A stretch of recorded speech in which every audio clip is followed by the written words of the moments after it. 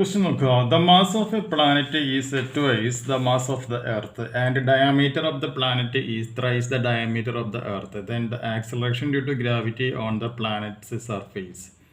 Option A, g by 2. Option 2, 2g. Option 3, 2g by 9. Option 4, 3g by root 2 എന്നുള്ളതാണ് നമ്മുടെ ക്വസ്റ്റ്യനിൽ തന്നിട്ടുള്ളത്. അപ്പോൾ ഈ പ്രോബ്ലം എങ്ങനെ ചെയ്യാമെന്നുള്ളത് നോക്കാം. അപ്പോൾ ക്വസ്റ്റ്യൻ പ്രകാരം നമുക്ക് എന്ത് പറയാനായിട്ട് പറ്റും?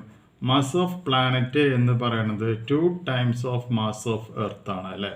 അതുപോലെ തന്നെ ക്വസ്റ്റ്യനിൽ വന്നിട്ടുണ്ട് diameter of planet is equal to 3 times of diameter of earth. അങ്ങനെയാണ് എന്നുണ്ടെങ്കിൽ നമ്മൾ ഈ ഡയമീറ്റർ ഓഫ് പ്ലാനറ്റിനെ 2 കൊണ്ട് ഞാൻ ത്രൂ ഔട്ട് ഡിവൈഡ് ചെയ്യാണ്. ഇവിടെയും 2 കൊണ്ട് ഡിവൈഡ് ചെയ്യാണ്. അപ്പോൾ ഡയമീറ്റർ ബൈ 2 എന്ന് പറയുകയാണെങ്കിൽ അത് എന്തായിട്ട് മാറുകയാണ് ചെയ്യുക?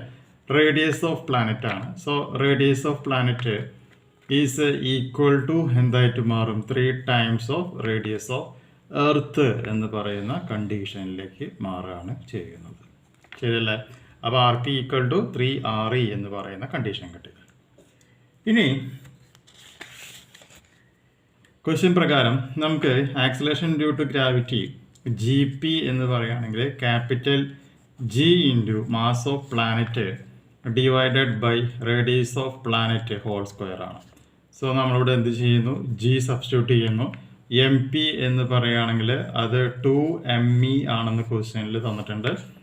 RP എന്ന് പറയുകയാണെങ്കിൽ അത് 3RE ഹോൾ സ്ക്വയർ ആണ് എന്നുള്ളത് ക്വസ്റ്റ്യനിൽ തന്നിട്ടുണ്ട്. ഈ 2 എടുത്ത് എഴുതുക. 3ൻ്റെ സ്ക്വയർ 9 ആണ്.